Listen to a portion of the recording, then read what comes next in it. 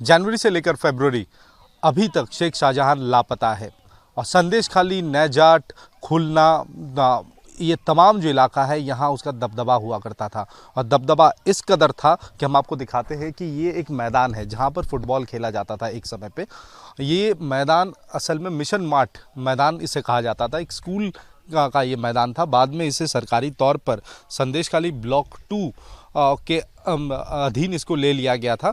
लेकिन इस मैदान में सिर्फ जब शेख शाहजहां आते थे, वो जब कोई टूर्नामेंट ऑर्गेनाइज करते थे, तभी यहाँ पर खेलने की लोगों को इजाज़त थी। कल तक यहाँ पर ताला लगा हुआ था। ये आप देख सकते हैं कि ये ताला कल तक लगा हुआ था।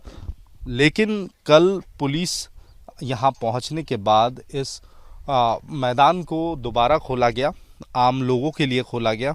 और यहाँ पर अगर सामने देखेंगे, यहाँ पर लिखा हुआ था शेख शाहजहां फ़ैन क्लब। बतौर यहाँ पर एक फ़ैन क्लब बनाया गया था और इस मैदान को शाहजहां के इशारे पे ही इस्तेमाल किया जाता था। अगर शाहजहां किसी को इजाज़त देता था तभी वो अंदर जा सकता था या खेल सकता था, कोई टूर्नामेंट हो सकता था। यहाँ पर भी पुलिस ने सफ़ेद रंग से इसको रंग दिया है। शाहजहां का जो जहाँ जहाँ नाम था वो नाम हटा दिया गया है। यहाँ पर आप देख सकते हैं कि यहाँ पर शेख शाहजहां का नाम साफ तौर पर लिखा हुआ था, लेकिन अभी इस पर सफ़ेद रंग लगा दिया गया है।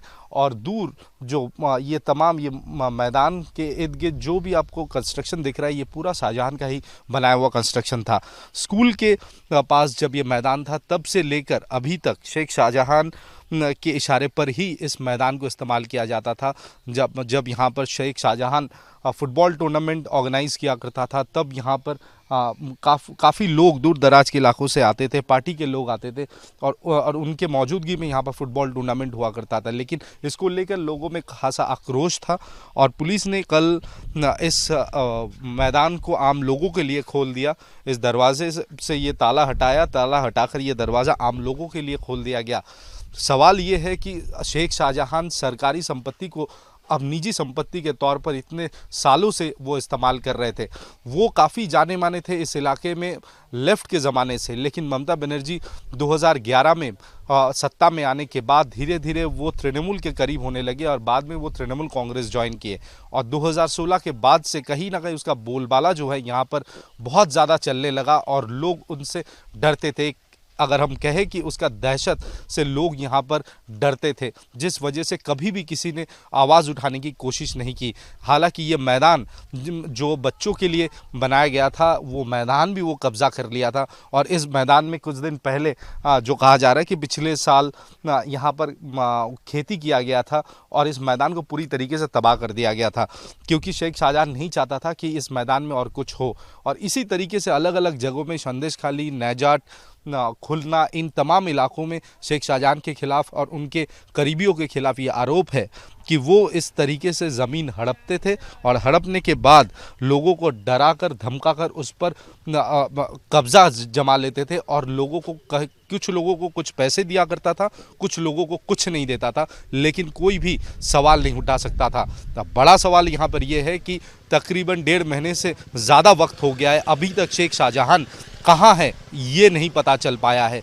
तृणमूल कांग्रेस की तरफ से ये कहा जा रहा है कि हाईकोर्ट में केस है और हाईकोर्ट ने कहा है कि कोई भी तहकीकात इस समय नहीं होगी, जिस वजह से शेख शाहजहां को पकड़ नहीं पा रही है पश्चिम बंगाल पुलिस। अगर उसके खिलाफ जो कंप्लेन दर्ज हुआ तो उसके खिलाफ अगर एक्ट करती है पुलिस, तो पुलिस कभी भी उसे पकड़ सकती है, लेकिन उनका हाथ बंधा हुआ है, जिस वजह से पश्चिम बंगाल पुलिस जोरों से ये तहकीकात आगे ले जाकर शेख शाहजहां को गिरफ्तार नहीं कर पा रही है। शिबू हाजरा को गिरफ्तार किया गया, उत्तम हालदार को गिरफ्तार किया गया, लेकिन शेख शाहजहां अभी भी फरार है। क्योंकि विरोधियों की तरफ से ये सवाल उठाया जा रहा है कि कहीं ना कहीं वो तृणमूल का काफ़ी खास था, तृणमूल का नेता था और इस इलाके का एक जाना माना चेहरा था। कह सकते कि उसका जिम्मेदारी ये था कि संदेश खाली ब्लॉक 2 और आसपास के इलाकों में जो वोट बैंक है उसको पुख्ता करना ये शाहजहां का काम था और उसके इशारों पर वोट भी यहाँ पे हुआ करता था, जिस वजह से तृणमूल सरकार शायद जानबूझकर उसे पकड़ने की कोशिश नहीं कर रही है। हालांकि अब देखना देखना ये होगा, तो डीजीपी राजीव कुमार यहाँ पर 2 दिन पहले आए थे।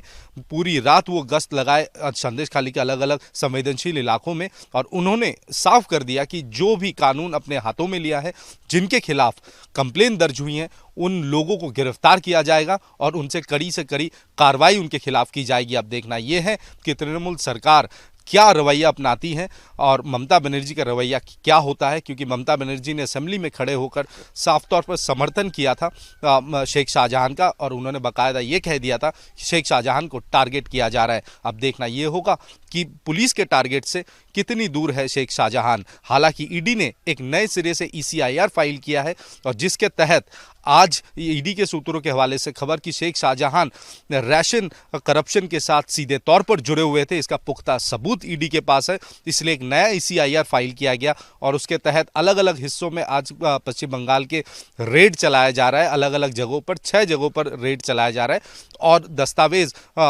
छानने के बाद उन्हें जब्त करने का जो काम है वो भी ईडी इस समय कर रही है। लेकिन ईडी का कहना है कि वो शेख शाहजहां को ढूंढ रहे हैं, और पुलिस की मदद उन्हें पूरी तौर पे नहीं मिल रहा है। अब देखना यह होगा कि पश्चिम बंगाल सरकार और पश्चिम बंगाल पुलिस की तरफ से कितनी तैयारी की जाती है ताकि शेख शाहजहां को गिरफ्तार किया जाए और उन्हें कानून के सामने लाया जाए। वीडियो जर्नलिस्ट सुमित सरकार के साथ तपस सेनगुप्ता, न्यूज़ नेशन, संदेशखाली।